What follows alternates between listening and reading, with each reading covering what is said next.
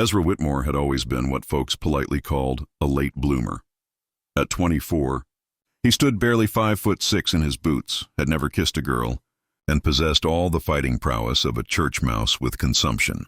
His ma used to say he was built for thinking, not for fighting, which was a kind way of saying he'd inherited his pa's brains and his grandma's delicate constitution, none of which explained how he'd ended up bleeding and half dead in Apache territory with a bullet in his shoulder and 3 of the meanest bounty hunters this side of hell on his trail.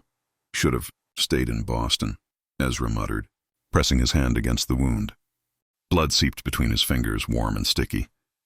His horse had thrown him 2 miles back when the shooting started, leaving him to stumble through the desert on foot like some greenhorn tourist. The irony wasn't lost on him. Ezra Whitmore, Harvard graduate and heir to the Whitmore banking fortune, was about to die in the Arizona territory because he'd been fool enough to witness a stagecoach robbery. The bandits had been wearing badges which made them either very clever criminals or very corrupt lawmen. Either way, they wanted him dead. The sun was setting behind the red rocks when Ezra spotted the smoke rising from a hidden canyon. His rational mind, the part that had earned him a degree in mathematics, told him that approaching an Apache camp was roughly equivalent to walking into a den of hungry wolves wearing a suit made of bacon. But his increasingly irrational mind, addled by blood loss and dehydration, figured he was dead either way. He stumbled down the rocky slope, his city boots slipping on loose shale. The camp was larger than he'd expected, with perhaps 30 wiki-ups arranged in a rough circle around a central fire. Warriors moved between the dwellings with the fluid grace of predators, their faces painted for war. Ezra was contemplating the wisdom of his decision when a shadow fell across him. He looked up and immediately understood why his Sunday school teacher had been so insistent about the existence of giants in biblical times. The woman standing over him had to be at least 6.5 feet tall, with shoulders that could have belonged to a prizefighter and arms like tree trunks. Her black hair was braided with feathers and silver ornaments, and her dark eyes held the kind of intelligence that made Ezra's Harvard professors look like schoolchildren. Well, she said in perfect English, her voice like honey poured over gravel. What have we here? Before Ezra could answer, another shadow joined the first. The second woman was even taller, easily 7 feet, with the kind of presence that made mountains seem small. Where her sister, they had to be sisters, the resemblance was unmistakable, was built like a warrior. This one was built like a force of nature. Ayanna, the second woman said, "You've found us a lost lamb." "Indeed I have." "Itzel, and he's bleeding all over our sacred ground." Ezra tried to stand, managed to get halfway upright, and promptly collapsed. The world spun like a child's top, and he was dimly aware of strong hands catching him before he hit the ground. "Easy there, little scholar," Ayanna said, and Ezra wondered how she'd known about his education. "You're safe now." "Safe?" Ezra croaked. "I'm a white man in an Apache camp. I'm about as safe as a snowball in August." Itzel laughed, a sound like distant thunder. "He's got spirit, this one. I like him already." They actually carried him, like he weighed no more than a sack of grain, to a wiki-up on the edge of the camp. Inside, the space was surprisingly comfortable, with soft furs and woven blankets arranged around a small fire pit. "Strip," Ayanna commanded. Ezra's eyes went wide. "I beg your pardon?" "Your shirt, scholar, unless you want to bleed to death while we discuss propriety." With shaking hands, Ezra unbuttoned his shirt. The bullet had gone clean through his shoulder, which Ayanna pronounced lucky in a tone that suggested she'd seen much worse. She cleaned the wound with practiced efficiency while Itzel prepared some kind of herbal poultice that smelled like sage and something Ezra couldn't identify. "You're not what I expected," Ezra said as Ayanna bandaged his shoulder. "What did you expect?" "I don't know." "Scalping, torture, general mayhem?" Both women laughed. "We save that for Tuesdays," Itzel said solemnly. "Today is Monday." Despite everything, the pain, the fear, the complete absurdity of his situation, Ezra found himself smiling. "In that case, I'm grateful for my timing." "You should be grateful for more than that," Ayanna said, settling back on her heels. "Our father is Chief Nalnish. He's not known for his hospitality toward white men. Your father is the chief, among other things," Itzel said mysteriously. "The question is, little scholar, what are we going to do with you?" Chief Nalnish was not a man easily surprised. In his 53 years, he had fought cavalry charges, negotiated with silver-tongued politicians, and raised 2 daughters who could each wrestle a bear and win. But the sight of a pale, scholarly white man sitting cross-legged in his daughter's wickiup, earnestly attempting to eat Apache stew with his fingers, was definitely a first. "Father," Ayanna said, not bothering to hide her amusement, "this is Ezra Whitmore.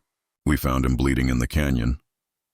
Nalnish studied the young man with the calculating gaze of a predator sizing up potential prey. Ezra, to his credit, met the chief's eyes without flinching, though his hand trembled slightly as he set down his bowl.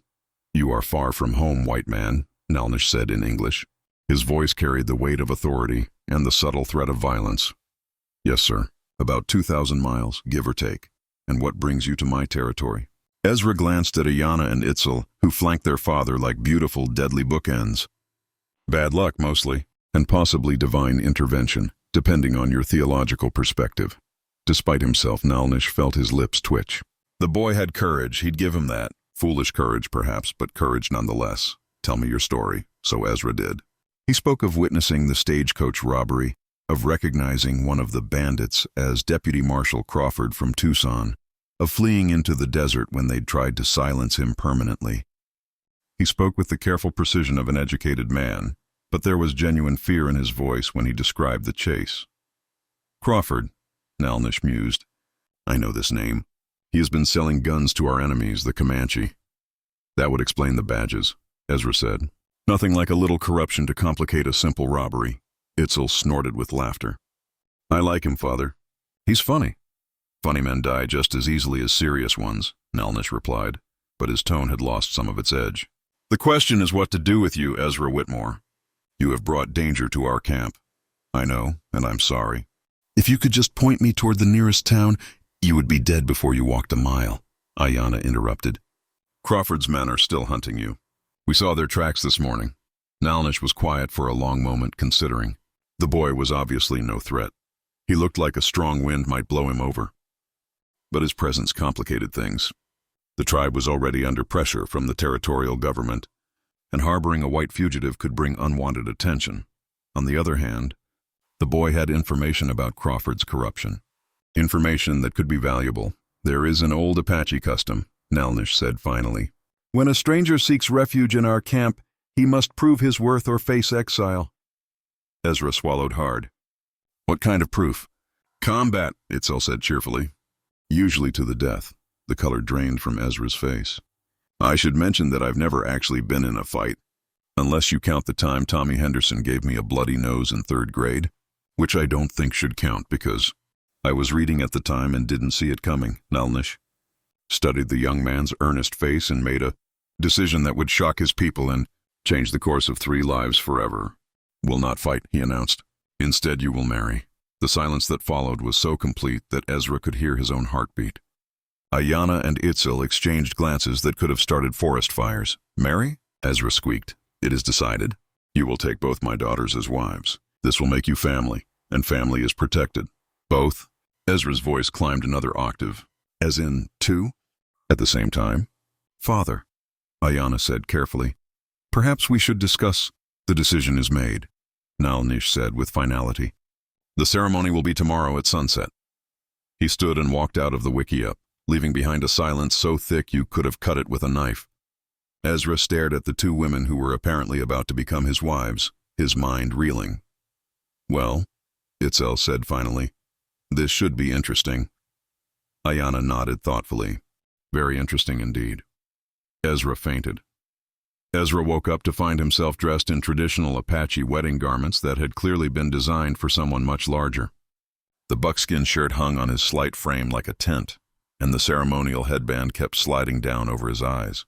He looked, he thought miserably, like a child playing dress-up in his father's clothes. "You clean up nicely," Ayanna said, adjusting his headband with gentle fingers.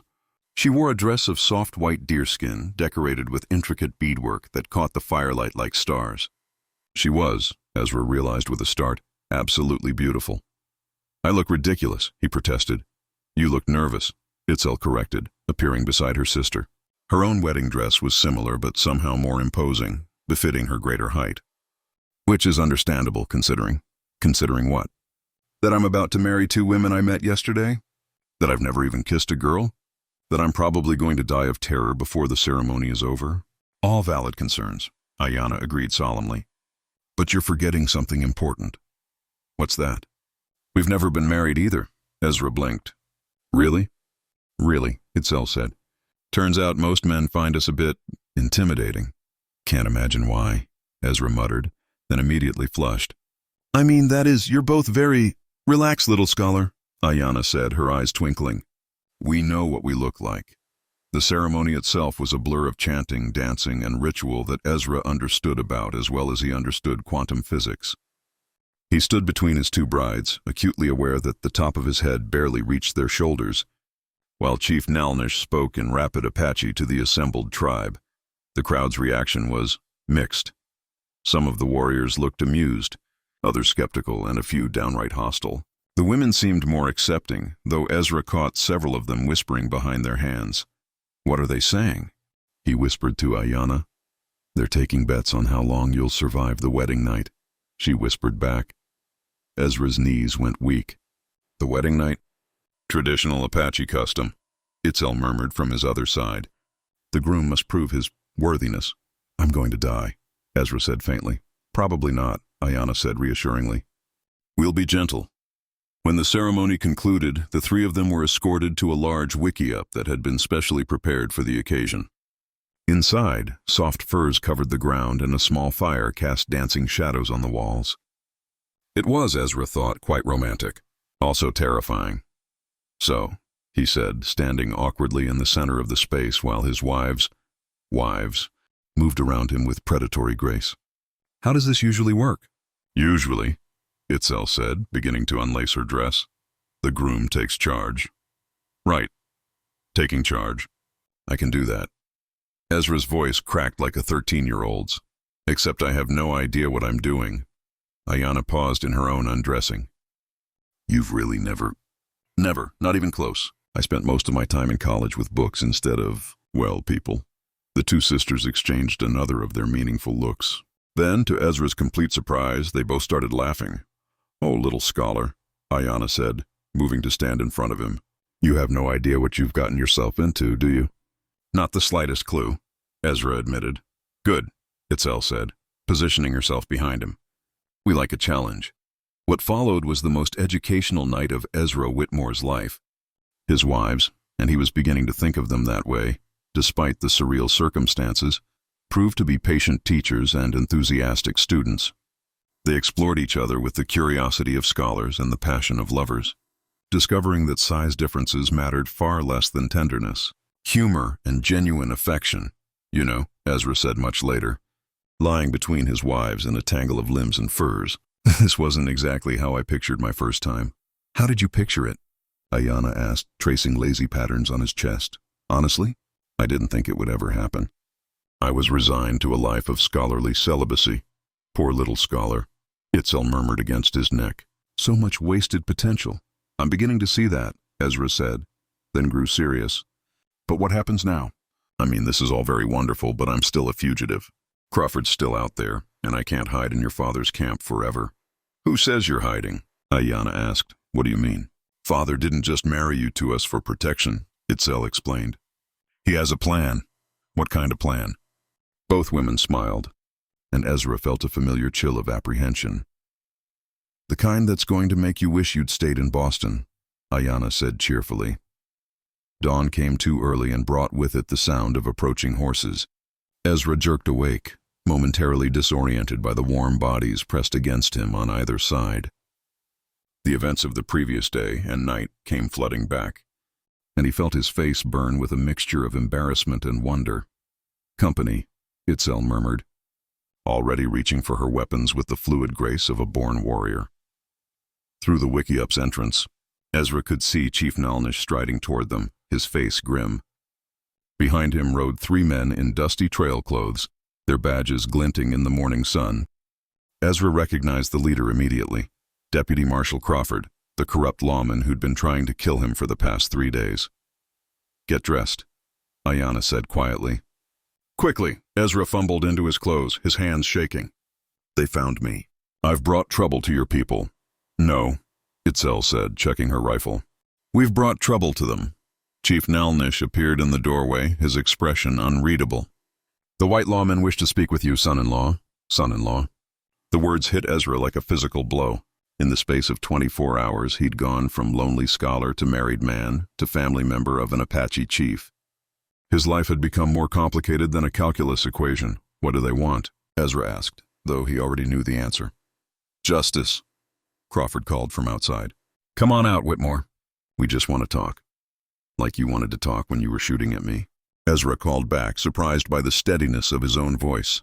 That was a misunderstanding. We're here to clear things up. Nalnish stepped closer to Ezra, his voice dropping to a whisper. You said you witnessed their crime. Do you have proof? Ezra patted his vest pocket, where he'd kept his most precious possession throughout his ordeal. I have a photograph. I was testing my new camera when the robbery happened. Got a clear shot of Crawford taking money from the strong box. The chief's eyes gleamed. Perfect. Here is what we will do. The plan Nalnish outlined was either brilliant or completely insane, possibly both. It relied on Crawford's greed, the territorial government's corruption, and the assumption that no one would expect a Harvard-educated banker's son to outmaneuver seasoned criminals. You want me to do what? Ezra whispered. Trust us, Ayanna said, squeezing his hand. We've got your back. All of it, Itzel added with a grin that was equal parts reassuring and terrifying. 10 minutes later, Ezra walked out of the wickiup with his hands raised, looking every inch the defeated fugitive. Crawford and his men had their guns drawn, confident in their superiority. Smart choice, college boy, Crawford sneered. Now hand over that photograph, and we can all go home happy. What photograph? Ezra asked innocently. Crawford's face darkened. Don't play games with me, boy. We know you took pictures of the robbery. Oh, that photograph. Ezra reached slowly into his vest pocket and pulled out a small rectangular object. You mean this one? He held up the photograph and Crawford's eyes went wide. There he was, clear as day, stuffing money into his saddlebags while his accomplices held up the stagecoach. Give it here, Crawford demanded, stepping forward. I don't think so, Ezra said, and his voice carried a new confidence that surprised everyone, including himself. You see, this isn't the only copy. What? I'm a scholar, deputy. I believe in documentation. I sent copies to the territorial governor, the federal marshal in Phoenix, and the editor of the Arizona Territorial Gazette. They should be receiving them. Oh, about now. Crawford's face went white, then red, then purple. You're lying. Am I? Ezra smiled, and it wasn't a particularly nice smile. Care to bet your career on it? The sound of approaching horses echoed through the canyon. A lot of horses. Crawford spun around to see a full cavalry patrol riding into the camp, led by a stern-faced colonel and a man in a black suit who could only be a federal marshal. Deputy Crawford, the marshal called out. You're under arrest for robbery, corruption, and conspiracy. What followed was chaos. Crawford's men tried to run and were quickly surrounded by Apache warriors who seemed to materialize from the rocks themselves. Crawford himself made a desperate grab for Ezra, only to find his way blocked by 7 feet of angry Apache woman. I don't think so, Itzel said pleasantly, and proceeded to demonstrate why her people had a reputation as fierce warriors. When the dust settled, Crawford and his accomplices were in custody. The federal marshal was shaking Ezra's hand, and Chief Nalnish was negotiating a very favorable treaty with the territorial government. How did you know they'd come? Ezra asked his father-in-law later. I sent word to the cavalry yesterday, Nalnish replied. Told them we had information about corruption in the territorial government. They were very interested. And the copies of the photograph? What copies? Nalnish's eyes twinkled. You only had one, Ezra stared at him. You mean I was bluffing? We were all bluffing, little scholar. The difference is, we were bluffing together. That evening, as the three of them sat around their fire, Ezra reflected on the strange turns his life had taken. A week ago, he'd been a lonely scholar with no prospects beyond a life of quiet academia. Now he was married to 2 remarkable women, part of an Apache family, and apparently something of a hero. So what happens now? He asked. Now, Ayanna said, settling against his side. We build a life together. All 3 of us? All 3 of us, Itzel confirmed. If you can handle it. Ezra looked at his wives, strong, beautiful, dangerous, and somehow completely devoted to him, and felt his heart swell with an emotion he'd never experienced before. Love, he realized. This was what love felt like. I think I can handle it, he said. Good, Ayanna said, kissing his cheek. Because we're just getting started. As the stars came out over the Arizona territory, Ezra Whitmore, scholar, husband, and unlikely hero, held his wives close and marveled at the strange and wonderful ways that fate could change a man's life. He'd come to the desert running from death and found something infinitely more precious. A family, a purpose, and a love that defied all conventional wisdom. It wasn't the life he'd planned, but it was perfect nonetheless.